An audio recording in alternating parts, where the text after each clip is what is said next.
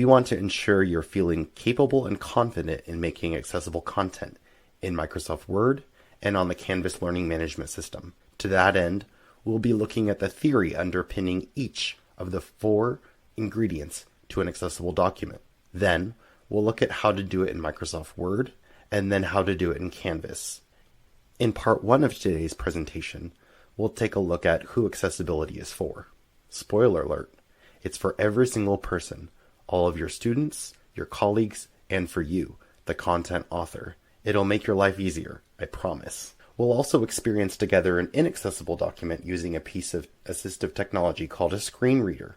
And then in part 2, we'll learn the recipe for accessible documents and how to assemble this recipe in Word and in Canvas.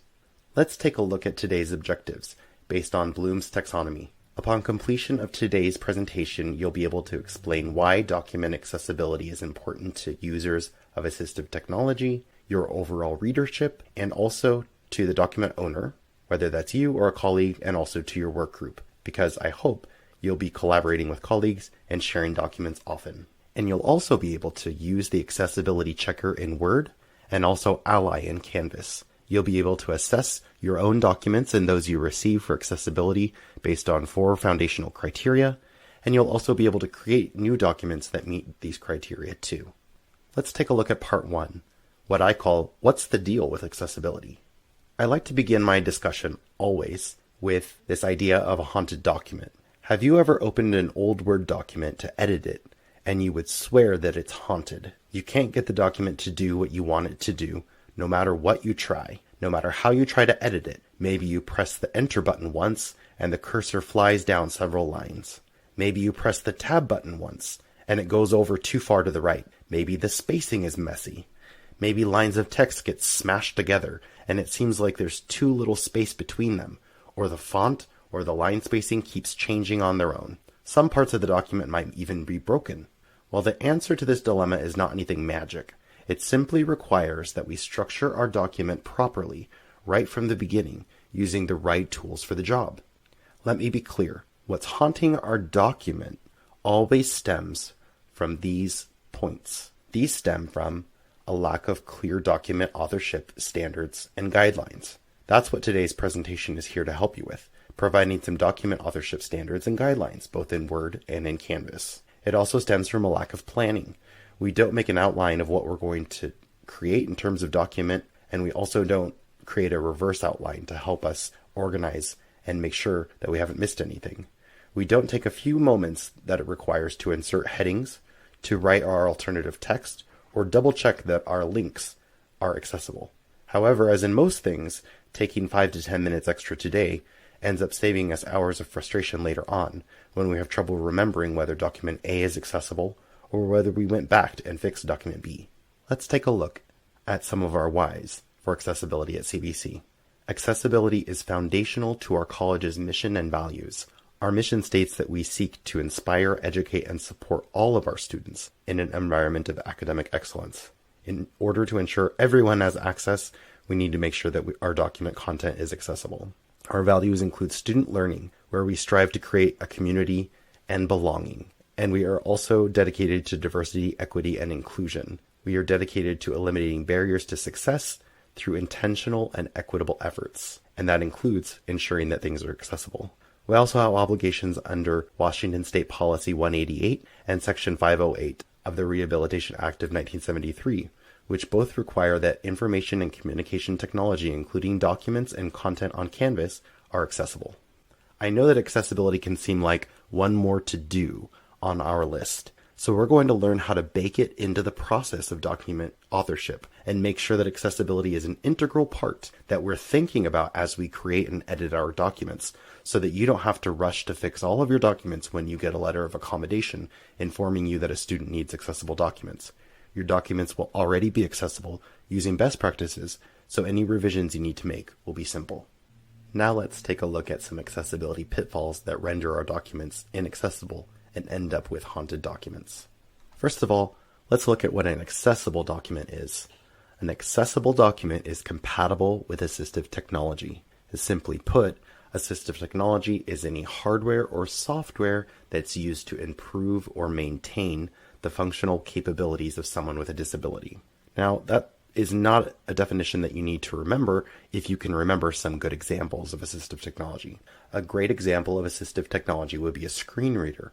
A screen reader reads out the content on the screen to someone who is blind or low vision, and it also tells them what they're doing when they navigate using a keyboard by narrating what is happening, what's changed, what windows open, what windows closed, what was exited or what was started up. It can also be voice control. If you've ever used Siri, Alexa, Google Assistant, or something else like it, then you've used a voice control. And this all originated as assistive technology for people who might not have access to using the swipe function on the screen. It's also speech to text. So if you've ever dictated a message by voice, then you've used speech to text. Accessible documents follow good design principles. And because they are designed properly, they automatically also are assistive technology compatible. It's important for us to know that it's not anything special or extra we have to do. We just use the right tools for the job, and the documents are accessible as a matter of course. It's automatic. On the other hand, an inaccessible document is not properly formatted. This usually happens when we use incorrect methods for achieving the right look. For example, we might simply increase the font size and bold something instead of using proper heading styles located up here when we're in Word. We might also use improper number format here, and we might also create links that look like this. The point to remember is that we're not using the built-in tools in Canvas and Word to create the proper structure. When we do this, we run into problems. It's important that you can't tell just by looking. This on the left was created using things like increased font size and bold, and it appears that there are proper headings or labels for each section. But if we look at the code on the back, we see that there is just a stream of consciousness text. There's absolutely no break in the text, and someone using a screen reader will just hear all of the text with no headings announced, and there won't be any break in the text so that they know the structure of the text. We rely on the visual orientation here to tell us what part of the text is a label or a section heading. Over here is what the person using a screen reader experiences. When we don't use proper heading structures, we force our students to use improper reading techniques. All of us want our students to become excellent readers using college-level reading techniques. We often tell them that they need to scan for keywords and skim rather than reading from the beginning of the textbook like it's a novel. When we don't separate our documents into proper headings and proper sections, we actually force students who are using a screen reader to start at the beginning and go from top to bottom, right to left, all the way down our document. We, in essence, force them not to be able to use those good reading techniques that we expect all of our students to use. But don't worry, we'll learn how to properly structure our documents so that all of our students can take advantage of those great reading techniques. And now we're going to listen to a screen reader reading aloud content on a page when it's inaccessible. Here we have an example document. It's a recipe for a chocolate yogurt cake. If I try to use shortcuts to navigate headings, no next heading, no next heading, I find that there are absolutely no headings in this document. This means that although it appears that there are labels for each of the sections, these are not formatted correctly. And so someone using a screen reader would have to read from the top to the bottom, from the left to the right.